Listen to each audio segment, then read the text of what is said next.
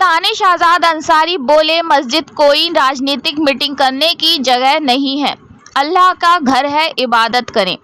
बरेली। अल्पसंख्यक कल्याण, मुस्लिम वक्फ एवं हज विभाग के राज्य मंत्री दानिश आजाद अंसारी ने आज पत्रकारों से बात करते हुए कहा कि सरकार चाहती है कि मदरसों में अच्छी शिक्षा मिले। जो छात्र शिक्षा ले रहे हैं वो दीनी तालीम के साथ साथ दुनियावी तालीम भी हासिल करें।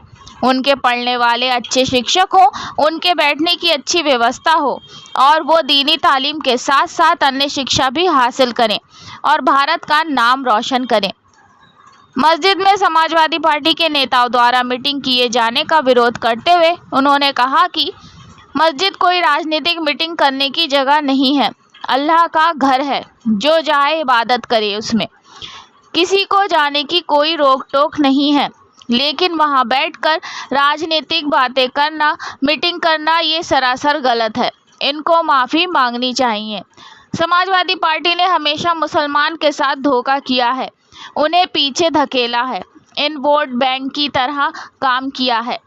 प्रदेश सरकार मुसलमान के उत्थान के लिए वचनबद्ध है और उनके लिए कल्याणकारी योजनाएं चलाई जा रही हैं। प्रदेश में अमन चैन है और मुसलमानों को प्रदेश सरकार का भरपूर सहयोग मिल रहा है। आप देख रहे हैं तेज बरेली न्यूज से जमीर अहमद की ये खास रिपोर्ट। क्या कहेंगे किसी से?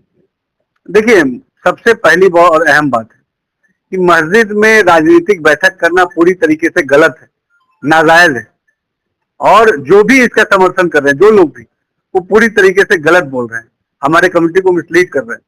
मस्जिद में जाने से किसी को नहीं रोका जा रहा है। हमने कभी नहीं कहा कि मस्जिद में किसी का जाना गलत है।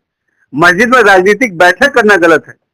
मस्जिद का राजनीतिक इस्तेमाल करना, ऐसी जगह जहां हम इबादत करने जाते हैं, अपने रब से दुआ मांगने जाते हैं, अपने रब से मिलने जाते हैं, वहां का राजनीतिक इस्तेमाल करना, वो जो मौलाना साहब हैं, जो सांसद भी, ये उनको भी शोभा नहीं देता। पहले तो उनको माफी मांगनी चाहिए कि मस्जिद में राजनीतिक बैठक करा के उन्होंने एक गुनाह किया है, इसके लिए उनको माफी मांगनी चाहिए।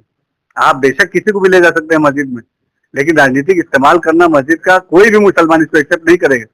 दूसरी जरूरी बात है, मस्जिद में जाने का एक तरीका होता है। आम मुसलमान भी मस्जिद में जाता है तो उसका तरीका है, बावजूद जाते हैं। तो ये सारी चीजें जिन मौलाना को ये बताने की जिम्मेदारी थी, वही अपनी जिम्मेदारी से मुंह मोड़ रहे हैं। तो ये बात साफ जाहिर करती है कि वो उन मौलाना के आंखों पे एक राजनीतिक पट्टी बंध गई है। उनको अपने धार्मिक मामलों के हित को वो नजरअंदाज कर रहे हैं। जो मौलाना रशीद की पिटाई की गई है, देखिए, इसमें भी मेरा ये कहना है कि हम कभी भी कहीं अपने स्टेटमेंट दें, बहुत सोच समझ के दें, संजीदगी से दें और समाज के प्रति हमारी जो जिम्मेदारी, उस जिम्मेदारी को समझे। हमारे जो बयान होते हैं वो बहुत ऐसे होने चाहिए जिससे किसी को कोई आहत ना हो।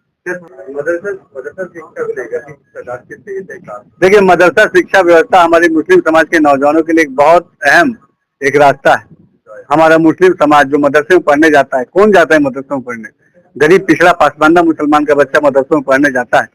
तो उस मदरसों में दीन इस्लाम के साथ साथ, बेशक दीन इस्लाम की तालीम हमारे बच्चे हासिल करें, लेकिन दीन इस्लाम के तालीम के साथ साथ आधुनिक शिक्षा, मैथ, साइंस, कंप्यूटर जैसे शिक्षा भी हमारे मदरसे के बच्चों को मिले, पासमानदा नौजवानों को मिले, ताकि वो बेहतर भविष्य की तरफ आगे बढ़े, अच्छी व्यवस्था की तरफ आगे बढ़े, रोजगार की तरफ आगे बढ़े, उन्नति और तरक्की की तरफ आगे बढ़े। हमारे जो मुस्लिम समाज के नौजवान है, ये हमारे देश की धरोहर है, तो उनको क्वालिटी ऑफ एजुकेशन उनको डिलीवर कराना, ये हमारी मोदी और योगी सरकार की जिम्मेदारी है और इस जिम्मेदारी पर पूरी गंभीरता और ईमानदारी से काम कर रहे हैं। गैर मान्यता प्राप्त जो है मदरसे, उनको ले गया है बंद कराने के लिए। देखिए, गैर मान्यता प्राप्त मदरसे, इनके जो संवैधानिक अधिकार है, उन संवैधानिक अधिकारों के साथ साथ उनके कुछ कर्तव्य भी है। तो अपने अधिकारों के साथ अपने कर्तव्यों का भी बोध सबको होना चाहिए।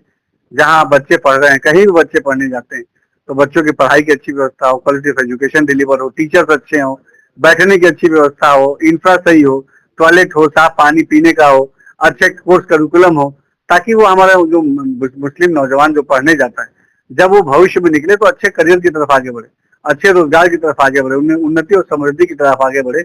इन्हीं चीजों को हमारी योगी सरकार सुनिश्चित कर रही है। मौलाना रशीद जी की टिप्पणी के बाद उनकी पिटाई कर पार्टी सही मायनों में उत्तर प्रदेश को विकास से पीछे धकेलने वाली पार्टी। समाजवादी पार्टी ने हमेशा उत्तर प्रदेश के विकास के साथ खिलवाड़ किया, उत्तर प्रदेश के नौजवानों के साथ खिलवाड़ किया, उत्तर प्रदेश के उन्नति के साथ खिलवाड़ किया।